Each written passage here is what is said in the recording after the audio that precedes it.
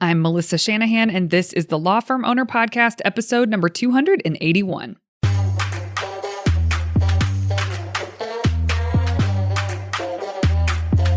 Welcome to the Law Firm Owner Podcast, powered by Velocity Work, for owners who want to grow a firm that gives them the life they want. Get crystal clear on where you're going, take planning seriously, and honor your plan like a pro. This is the work that creates velocity.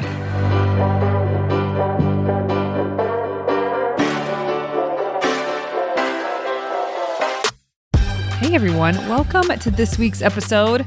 I'm so glad you're here. We have a great topic we're digging into today. I'm splitting this up into two, and this outline, I have solidified. And there's some work I still need to do on the next one, which I think will be out next week. I am excited to get this out of my head and into this microphone because it is something that I do run into. And recently I ran into it with a specific client. And so it helped me solidify some thinking because I really had to help with them. I had to work with them. I had to articulate to them what the problems here actually were. And so I'm taking some of that and I'm putting it here into this episode and hopefully the next one as well. It has been so much fun over here. We've been hosting clients in our new space. We did have staged furniture in there to get us through until our furniture came in, and that has been dripping in. So now our furniture, some of it has been delivered, the really high functional stuff that we need, the table that everyone sits at, and some comfortable seating around the table. And so a lot of that stuff is in, and gosh, it is looking better than ever. It is comfortable. There is space to spread out. All the amenities that we ever wanted for members and clients when they're in the space, they're all there. We're able to make it our own, and we are just having a blast at hosting people. So if this is something that you think, if you'd like to come to our space, which is awesome, if you'd like to come to the space, if you'd like to experience it, if you'd like to work with us, if you'd like us to help you out with some things and create clarity and get organized and be your partner in that. And the best way to do this is just to go to velocitywork.com and you can schedule a consult there. You'll see a way to do that. But also you can skip that step and just do velocitywork.com/Melissa. And that will take you straight to the page where you can schedule a consult with me. So yeah, I look forward to meeting more and more of you. We've had the chance to do that lately, and it has been such a pleasure to dig in and help. Really, like that's our main goal, is to be useful to you guys. And it's such an honor to really get in there and help make sense of things and make some good plans and figure out what needs to happen in terms of team and systems and what it's going to take to get the right data, the data that you really need in order to plan well, and helping people figure that out and get all that in motion, and the built-in accountability that comes with all of the interactions that we have. It has been a blast. We love it so much. So looking forward to more of that with any of you who are in the right spot where it makes sense to chat with us. Okay, well, listen, today, the main message, I think if I had to sum it up, is when I'm talking to owners, and so I'm talking to all of you, it is so important to think in the future. Your job as an owner is to have vision, and it is to move towards the vision. Now, some people think they need this perfect vision statement. You have heard me several times on this podcast talk about that. That is not true. You do not need a perfect vision statement, but you have to have a mental picture in your mind of what you're moving towards. When you are first starting out on this, many times you will not have a complete mental picture, and people think that there's something wrong with that, that's bad, and that they need that in order to move forward or in order to be a good leader. They think they need a 10-year vision. There's a lot of talk out there, especially with EOS and their entire system, the main book, Traction. Traction really touts this, that you need a 10-year vision. And in some cases, longer out. But most people that I work with, and I would say in my experience, this shifts at about 3 million, 2.5, 3 million. Typically, the owner is able to see further out than just, 3 to 5 years. But before then, it can be tough. And there are reasons for that. We don't even need to go into all of it today. We don't have to know why, just to understand that that can be true. And there isn't anything wrong with that. The fact that you might have a shorter timelined vision when your business is younger or in the, something under $2 million range, certainly under the $1 million range. You can see forward. Of course, there's things that you want, but you can't see forward 10 years very often until you get way further down the road as a business. And here's what I want to say about thinking in the future, because it really doesn't matter where you are. It doesn't matter if you are at $250,000 a year or if you are at $5 million a year. You do have to know exactly the vision that you are working towards creating.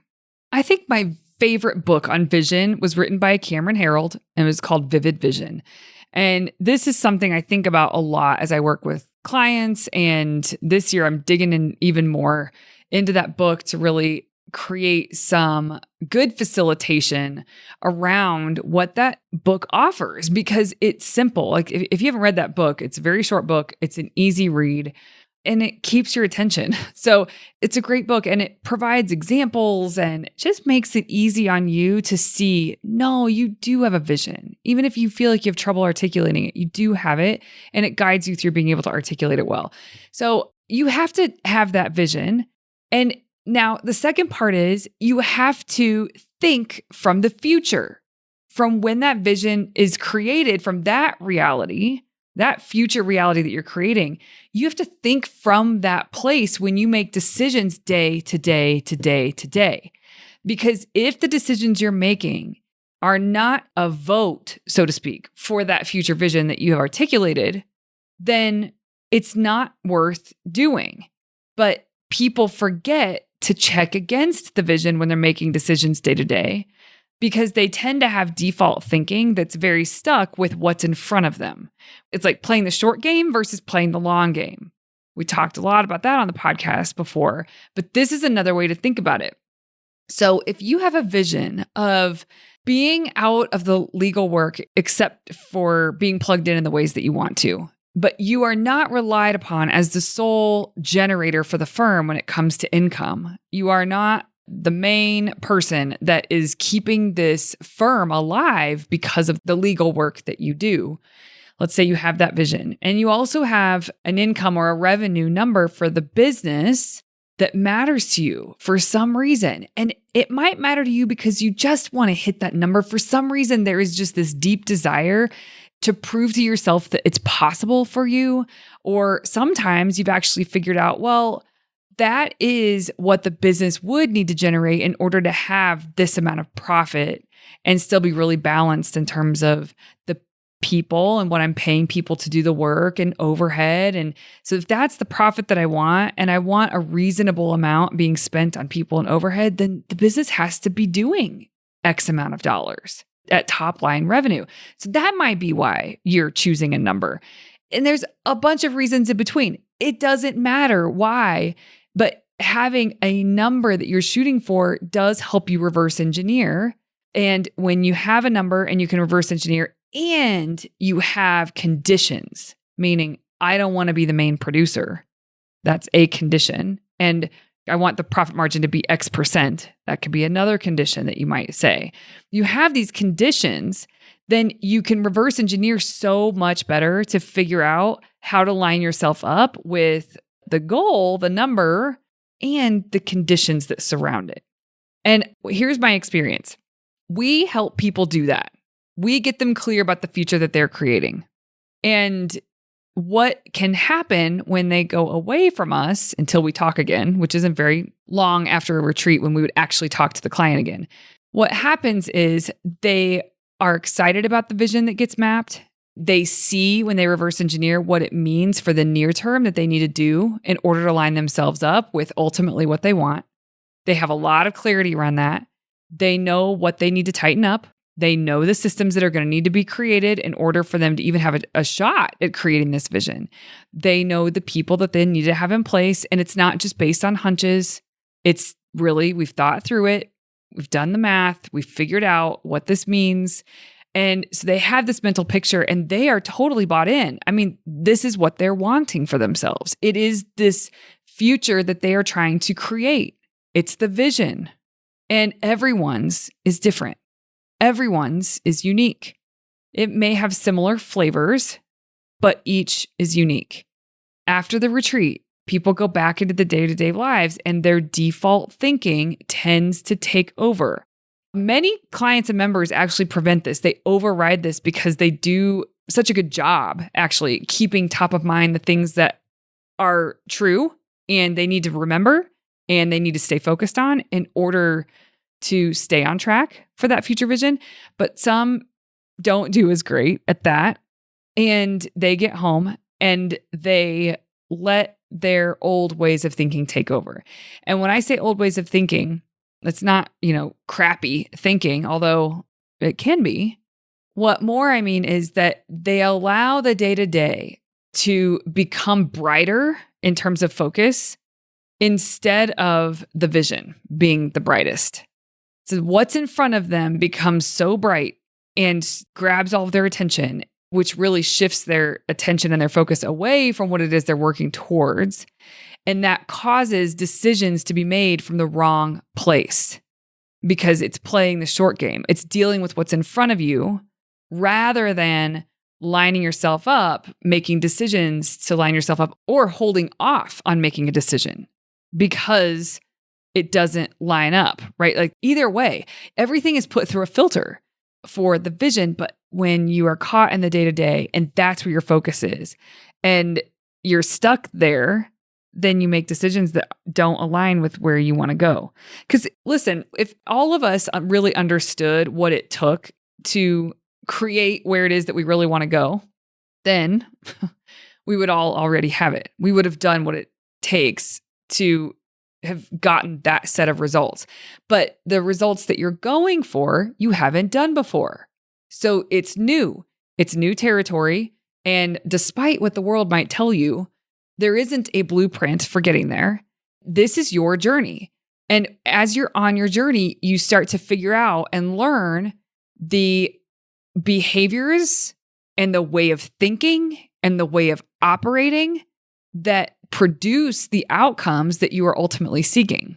And it is one thing to intellectually understand what it's going to take to get there. It's another thing to actually execute on it and stay with it and hold it because you are used to operating in one way that has gotten you to this set of results that you currently have. This is where that saying comes in. What got you here will not get you there. You have to think from the future. You have to make decisions from that future that you are working to create.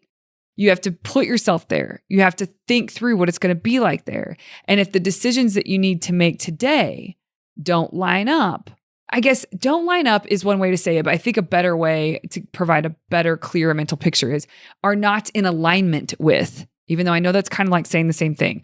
If the decisions you're making today are not in alignment with the future you are creating, you will stagnate. You will prevent, or you will create a lot of friction, unnecessary friction on the way to the future you're creating. And it may prevent you from creating the future you want to create. So when I say you have to think from your future, yes, you have to know what your future is, but not perfect. You just have to have a really clear mental picture of how you know you'll be successful. What does that mean to you? What does success look like? Is it that you have an awesome team in place that really allows you to take a step back and not work 40 hours a week? Is it that, yeah, you do work 40 hours a week, but actually like 3 days of it are on the business and there's a couple days in the business and you're giving to the cases or to the matters that you would really like to? What does it look like? How much time do you spend mentoring? What kinds of things would you love to be doing for your team? What kinds of things would you love to be doing for your clients? What kind of margin and profit margin would feel really good, very healthy to this business? Just getting clarity on that stuff and making sure that you feel permission to say what you want it to be like. Sometimes people stop themselves from doing this because they're unsure if it's possible. They aren't sure if the things that they are saying that they want, maybe that's just a pipe dream. And I'm here to tell you, likely it's not. We have helped many, many, many, many, many people create future realities that have served them and they have been able to do. They just had to plan it well enough. And the only way you can plan it well enough, and of course you have to execute, is if you are clear and you have the guts to be clear about what it is that you say you want, about the future state. So this idea, I just want to start to plant the seed, and I just want you to be very in tune with yourself on where maybe you could improve on this. Thinking from the future is very important. Even if you do have a clear vision, but you find that day to day you are reactive, you make decisions for the short term, and it feels responsible in the moment. You are just doing what you feel like you have to do. It's more of a self-preservation way of operating in those moments where you are just trying to do the best thing to get through that week in a way that will make sure that people's expectations aren't let down and to make sure that the quality stays as high as it can in that week. And it's just all very short-term, narrow-term focused. So this whole podcast is really just meant to bring in awareness for each of you. Where maybe do you need to do a better job day to day of thinking from your future? Because what I tend to see, and this is what I want to begin to address in a specific way on this podcast, is that people do not make decisions. And there are different reasons for this. This is what I think I want to go into next time. They do not make decisions for their future. They make decisions for today. And you have to think from the future. You have to put yourself there and allow your decisions that you're making from there help bridge the gap between where you are and where you say you want to be. That's easy when we're in a retreat and you're being facilitated and we are helping define some of this future thinking stuff. And yet, even with that, sometimes you'll go back and fear will take over, doubt will take over, a sense of lack or a sense of security will take over, and it tends to drive the bus. That's default thinking. And everybody's kind of got their own game with that, right? Everybody's got their own default thinking that doesn't serve us and where you really want to go. And also it's default behaviors. What happens between your ears comes first and then behavior actually comes second. It's the behaviors. So if default thinking is a little too esoteric for you to wrap your head around, or you don't feel like you have a solid grasp on what are you thinking. You don't really know the quality of your thoughts, but you do know that the quality of your actions and the behaviors are not in alignment with the future that you are working to create, then it's worth a look. And so either way, the way that you think, the way that you feel, and the actions that you take or the behaviors that you exhibit, those are the three things that it's very important that those are in alignment with the future that you are creating, with the vision that you are creating. And if they don't, there's no upside to having judgment about any of that, but there is a ton of upside into having an awareness of it. And just recognizing where default is taking over, where you're still constantly running late, where you're still constantly procrastinating, where you are still consistently putting other people before you, where you are still consistently doing the urgent work and the important gets put on the back burner. Those are behaviors that end up happening, and it's all default stuff. And the way to get yourself out of default is to put yourself in situations where you can actually create and articulate this future, this vision that you want to create, and then to work backwards to figure out, how do I need to show up? What needs to be different? What needs to change about the way I'm showing up, about the way the people in my firm show up, about the kinds of cases I take, all of it, right? Like what needs to change? And then honoring those shifts and honoring those changes in a way that is in alignment with where you want to go. And then we can get more granular and more focused on what does that need to look like specifically day to day, and we can be helpful with that. A lot of people that listen to this podcast love James Clear. That's where his stuff comes in. When I was at CleoCon, I got to hear him speak, and I could not help but think of our clients and members that the topic that he digs so deep on and is so brilliantly lays out in his book, Atomic Habits, that is this part. It's like overriding the default thinking. He has a lot of great things to say. And we try to be helpful to the people in our world to make sure that they're aware of that and that they are plugging in a way that is in alignment. And, this again feels really important to say all the time. This is about progress, not perfection. One thing that I heard James Clear say when it comes to the actual execution part, one thing I heard him say that was great was never miss twice. I didn't remember that from the book, but never miss twice. You may miss a day that you said you'd do something and you didn't. Okay, that's fine, but never miss twice. And that way you keep going and you experience progress without having this sense of perfection. I mean, how many of us have missed a day doing something we really wanted to have as a habit or as part of just who we are and what we do, and we miss a day and then we just stop. Yeah, you never miss twice. I like that. It's a different way to say progress, not perfection. Another important point with this is that maybe I should have said earlier, but I'm going to say it now. This vision, so your job as an owner is to have a vision and move towards it and get in alignment with that vision. And you have to believe harder in that vision than anyone else. If you don't buy into it fully, no one around you is going to either. But here's what I want to say. You have to have data. You have to have data. You have to trust and have done the work to see how this vision can unfold and how far away you are currently from the vision. And while the conditions are easy without data, the conditions oftentimes that you want to have when you reach this pin in the map or this milestone are easier to do without data. So for example, you want more freedoms, you want more space, you want to be able to come in and work a few days a week and not have to work as much as you're working now. You want to work on the things that you want to work on.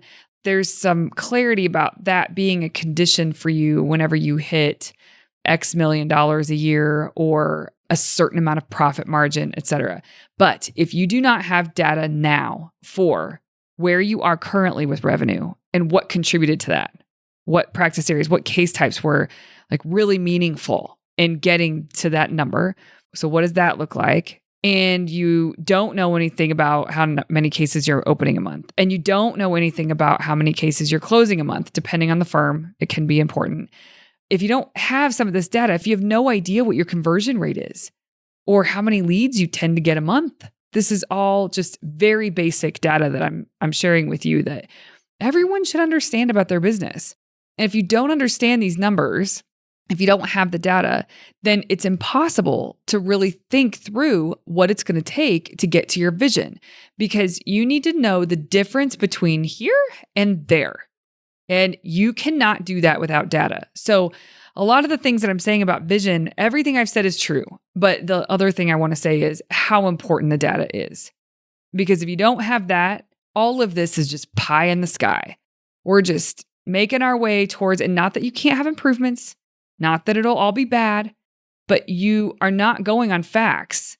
You're going on feelings and hunches, and that's it. And feelings are a part of this journey. Like, you want to feel a certain way in your business, but if you do not have data, you are totally sabotaging everything. So move towards the vision with data. Okay, so let's recap a bit on some of the most important points that I may or may not have said exactly like this, but these are the gist of what I really want you to understand. Your job is to have a vision and move towards it. Align yourself with it, align your firm with that future state, and work towards it. The decisions made today should be based on the vision to make the future. The decisions made today should be in alignment with that future that you envision. And oftentimes, what prevents this from going well is your mental framework. It's a mindset that is not going to get you there because there is lack of belief in your vision. There's lack of commitment in your vision. There's fear of your vision. There's fear of what it will take to get to your vision. There is a lack of security and you can't get out of, where's the next dollar going to come from, even though it always comes. It always comes. So it's a mental framework. What you need is a mental framework that's based on trust, that the decisions that you make today will result in that future state.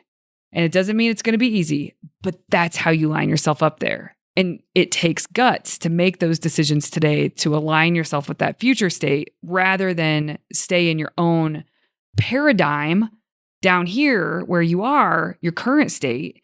If you get stuck in that paradigm, you make decisions for that paradigm, you don't get out of that paradigm. So you have to be capable of seeing the future. And it's a mental exercise that many people are not comfortable with because it requires them to come alive in a different way. It's a mental thing. And this is why you hire a coach. I have to say, I have learned over the years that facilitation is so important. I cannot even stress to you how important it is, because what people will do, and facilitation is focused on the numbers, and there's a framework to move through to get information out of the owner's heads and information on the table from certain key team members. And we look at exactly where we are now, and there's a lot of data involved, and we look at where we're going, and there's a lot of projections involved, and if this route or if this route, and we start to narrow down what feels the best here. What are we trying to create here?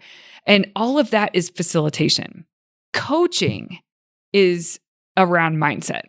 It is the mental framework. It is the way that you are thinking. That's coaching, is what addresses that. And there are some people in my industry and in other industries that are great coaches, but they lack facilitation abilities. So yeah, they can coach you on mindset, but there's nothing real, concrete, and deliberate and well thought through to have a good mindset for. A lot of times there are coaches out there that work on mindset, but for something pretty fuzzy and for general improvements. And if you're in velocity work, that's just not, I'm not interested in that. I'm interested in helping you articulate and get clear. And that is facilitation.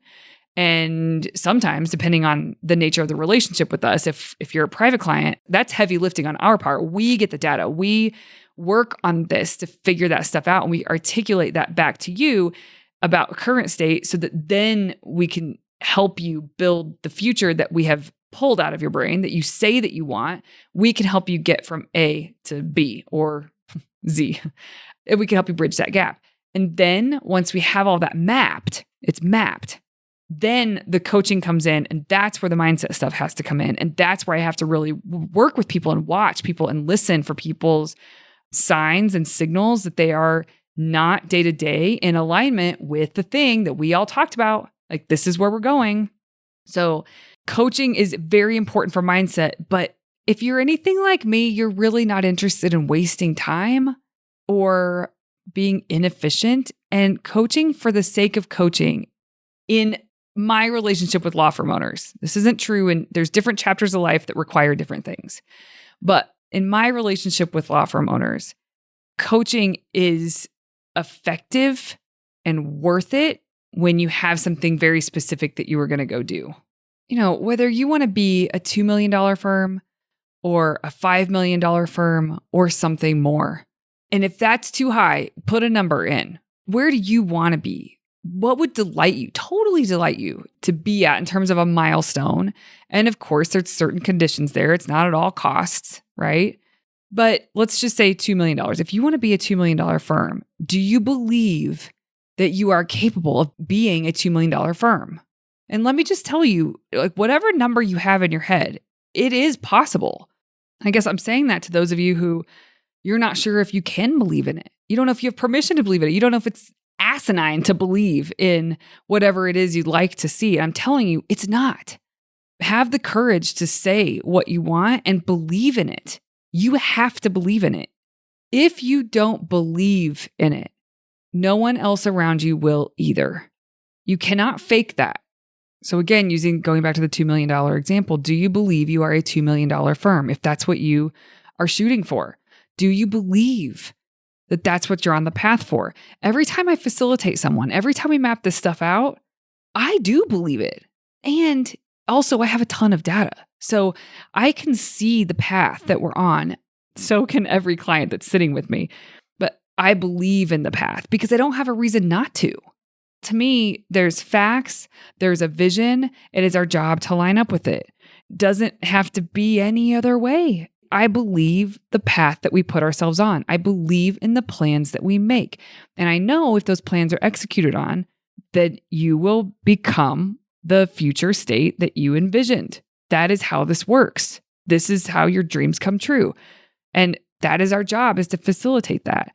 But if you don't believe it, if you're not mentally equipped to believe in the future, then that's where the coaching has to come in. And so I'm noticing where I need to give coaching. And that's why I wanted to do this episode. Are you mentally equipped to believe in the future that you want to create? And if you're not sure, that's okay. This is all about self-awareness. This just means that you have a mental hump to get over. If you don't fully believe in it, like with every cell of your being, you don't believe that that is what is being created, then it's not going to get created. That's not how this works. People who get to create that for themselves are those who believed in it. And so this mindset, this mental framework is very important. You have to think from the future. And the only way you can think from the future is if you actually believe in that future. And the final thing I'll say today that I will definitely reiterate on the next episode as well is that the decisions you make today, I think it's easy for this to sound like, or for you to imagine that if you just believe in the future, that it's going to be frictionless on the way there. And here's what I need to make sure that we all are on the same page about. The journey there is not easy. I know easy is subjective, so maybe some people would say it is and some people say it's not. But listen, I have been privy to that journey hundreds of times. It's not easy. There are going to be things that feel tough. There are going to be decisions that are hard, but you make them because they align with your vision. And the reason they're hard is because, you care about people, you have fear about doing X. Like they're real internal barriers to get over.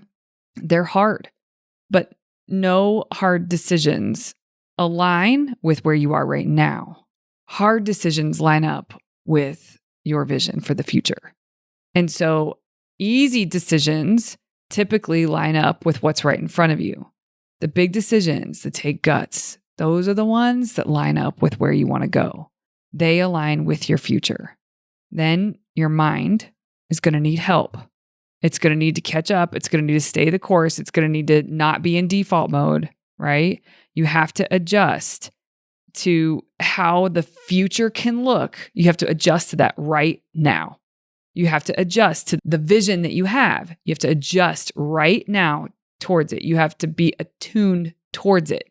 You do not get to a future that's better without pulling that future into your mental framework. I hope this makes sense.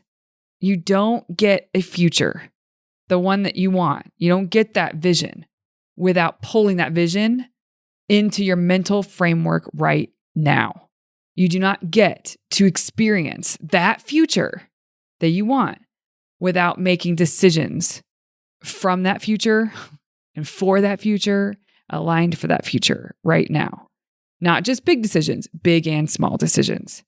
And the ability to do this, it's like an optimistic reality that you choose to live in. And it's a belief, it's a vision, it's very mental, it's very paradigmy. It's like, what paradigm are you living in? The one now or the one you're creating? And you have to live into that. I've mentioned this before, but there is an episode about if your self-image or even the image that you have of your firm matches where it is that you want to go. And this is sort of saying the same thing, but it's different. And I hope this gives you something to chew on. I know you don't necessarily have the perfect way to deal with this, but this is very personal. It's very specific. When I'm working with people, I definitely ask specific questions that make sense for their internal barriers and mental framework, what they're presenting with against their vision, which is unique. So that's why this is such personal work, but work worth doing. Because if you really understand who you are and what you are and how you think and how you operate right now, and you have a really solid awareness about that, and you're looking to the future and you understand what you want that to look like, both of those things that I just stated are very unique to each law firm owner. And if you don't know both of those, then it's very hard to ask the right questions. It's very hard to have the kind of inquiry that will produce a better mental framework. And so this is where coaching comes in. If you know both, then you get to really work with it. if there's a lack of clarity on one end or the other, or a lack of awareness on one end or the other, there's not much to work with other than general positivity, like general coaching towards having a better mindset. And there isn't anything wrong with that. But if you're listening to this podcast, you could have a vision for the future. You can paint that. You can decide that. You can get a little more educated on the current state right now, not just generally, but like for real, the current state, and then fill in the gaps. So this is all just good food for thought. Some of you listening to this will see on one end or the other, point A to point B, meaning where your current state. Is there room for education and learning about what that looks like for you in black and white, facts, not feelings? And then maybe some of you listening, there's room for in the future getting clearer about what it is that you want and specificity around that. So no matter where you are, there's something to be taken away from this. And I would just, whatever is top of mind, the one thing, one nugget from this episode, just run with that. Just think about that, focus on that, maybe journal on that a little bit, maybe ponder it as you go for a walk or a run or a bike ride, but just noodle on it. Just start to open up about it. Start to get to know yourself around it. Start to get underneath whatever it is for you. But it's important. So I think I said what I need to say on this episode. Next episode will be a follow-up, and we'll dig into a few more things on that. You know, it's fascinating. I'll say this as a note from me to you about how I'm thinking about this episode as we sign off. This episode feels more amorphous than I typically like. But the truth is, the only way to make this concrete and tangible is to work with someone on it. Everyone is so different. And I know I've said that on this episode. So I'm hoping it didn't come across too amorphous for you. And that's why I'm telling you, grab the nugget. Don't let this be amorphous. Don't let this be too vague. Grab the nugget, the sentence, the point, the thought that it spurred for you at some point in this episode, and just throw the rest out the window, because this topic is so important. I will give an example on next week's episode of lay it out for you and how this has shown up for people and what it's done and how it's sabotaged. And on the flip side, once they kind of get over that, how it's let them really fly. But you can't ignore this. So that's why I'm doing an episode on it. When I get to work really closely with people, I get to do this work. And it's hard to do this work and talk about this side of things to the masses, to the general listenership. But it feels like a bit of a duty to address the thing that gets addressed in my work with people so that you all can start to have an increased awareness about a typically inevitable phenomenon that happens. And you're probably not a special snowflake. You probably have some version of this for you. What is it? All right, guys, have a wonderful week. I'll see you here next Tuesday. Hey, you may not know this, but there's a free guide for a process I teach called Monday Map, Friday Wrap. If you go to velocitywork.com, it's all yours. It's about how to plan your time and honor your plans so that week over week, more work that moves the needle is getting done in less time. Go to velocitywork.com to get your free copy. Thank you for listening to the Law Firm Owner Podcast. If you're ready to get clearer on your vision, data, and mindset, then head over to velocitywork.com where you can plug in to quarterly strategic planning with accountability and coaching in between. This is the work that creates velocity.